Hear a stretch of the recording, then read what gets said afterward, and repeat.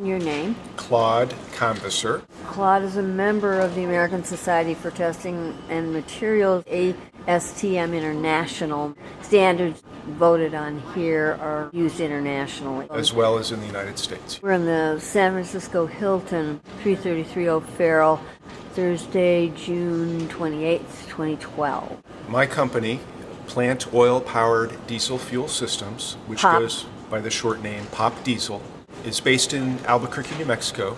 We are establishing the first nationwide network of filling stations for 100% vegetable oil to be used as fuel in any diesel engine that has our equipment installed, as well as in fuel oil burners used to heat buildings in the mid-Atlantic and northeastern states. I became involved in this organization in the summer of 2010 because I learned that they were starting to develop standards to address the use of vegetable oil in engines and fuel oil burners.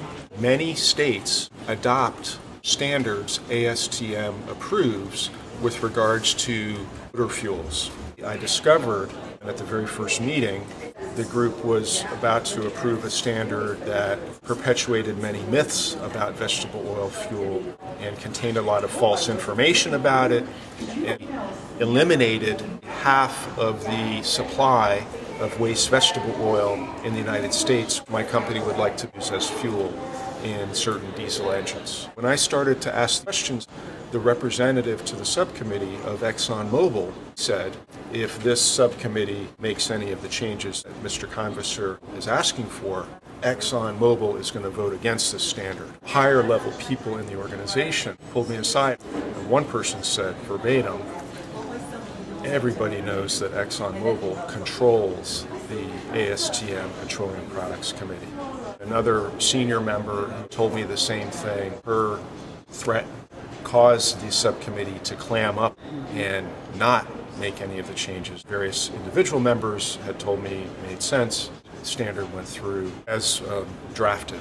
My company had to file an antitrust lawsuit against ExxonMobil and ASTM. A federal judge in New Mexico dismissed that lawsuit, but wrote a helpful opinion that our allegations were not unfounded. He gave us the right to refile parts of the case.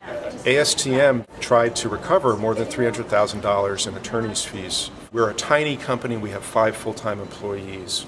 We're fortunate to have some angel investors who've kept us going while we develop our products, go through our full emissions testing, prove everything out to the standards that are required under various states and federal law and with industry and the public. And a company with 5 employees is going up against the entire fuel industry? The petroleum fuel industry. It's pretty awesome. We want to do the right thing for the environment, promoting our fuel, which can be used at 100% concentration as plant material that will displace fossil fuel emissions. I had an opportunity to speak to the ASTM board and learned through that at the time its vice chair was an EPA official involved in approving standards for EPA. ASTM develops these standards and publishes them.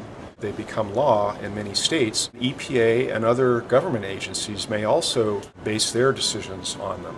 EPA should be in a position of evaluating ASTM standards objectively, and particularly if a committee of ASTM, such as its Petroleum Products Committee, is subject to predatory behavior by some of its members, such as ExxonMobil and the National Biodiesel Board.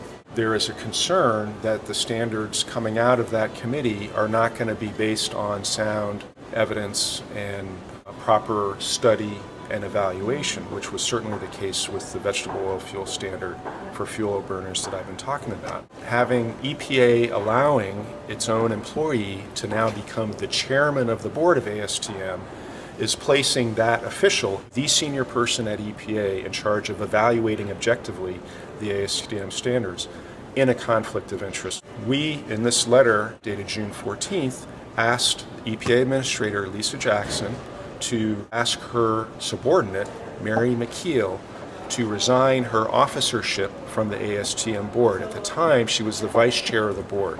When one becomes an officer, vice chair, or chair of a board, the person really is in a position of having to defend the organization. That is the point where there's a true conflict of interest. The letter goes into detail about all the various things that happened. ASTM immediately promoted Ms. McKeel to the chair of its board.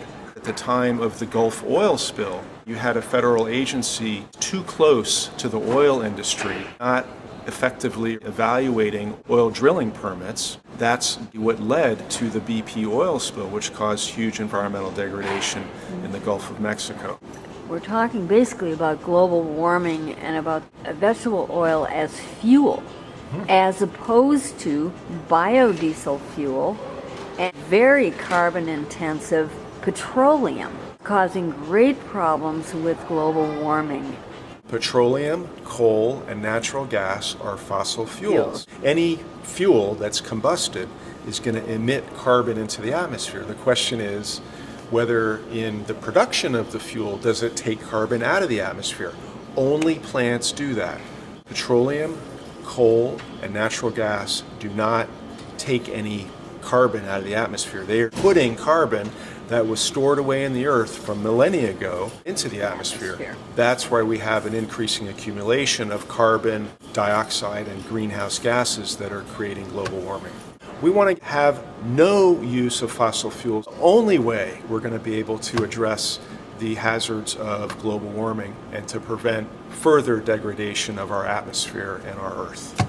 A year later came the admission from the subcommittee chair that the only comprehensive report the subcommittee had had before it was a report from the University of Georgia which spoke in positive terms about the use of vegetable oil fuel in fuel oil burners. The person who was in charge of drafting this standard, the technical contact for the subcommittee, his experience was working in biodiesel.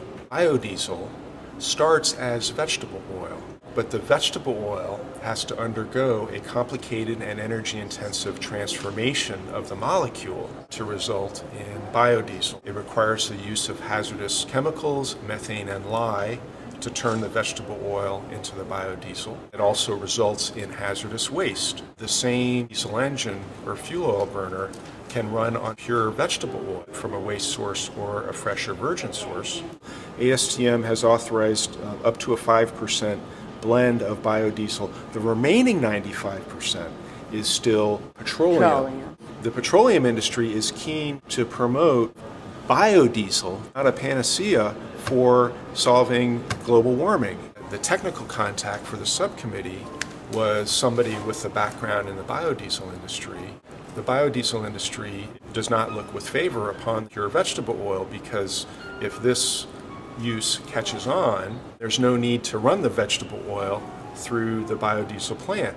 The technical contact for this subcommittee, who was in charge of drafting the standard that contained all the false information and prejudices against vegetable oil fuel, had been the owner's representative and the managing developer of a 45 million gallon a year biodiesel facility. He owned a organic farm in Maine called Laughingstock Farm, in which he had used vegetable oil to the tune of 4,000 gallons a year to heat the greenhouses. His loyalty and his wealth were owed to the biodiesel industry. This association has based its entire standard governing vegetable oil fuel for use in fuel oil burners, now law in many states, based on this guy's use of vegetable oil. That is a sham. There was a subcommittee meeting yesterday.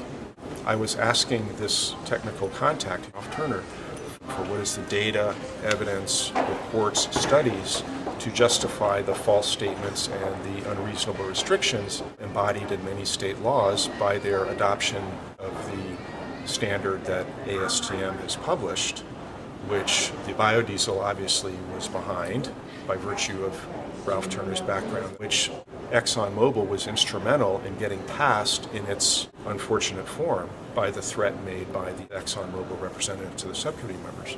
He had no answer. It's kind of ironic that for the alternative fuels, we have to go to the petroleum industry to have them adopt standards that will allow the sale of our fuel in states around the country. They are now considering creation of a special subcommittee to deal with the vegetable oil fuels. If the committee is stacked in favor of the biodiesel industry, And if ExxonMobil behaves in a predatory manner, this whole effort will be for naught.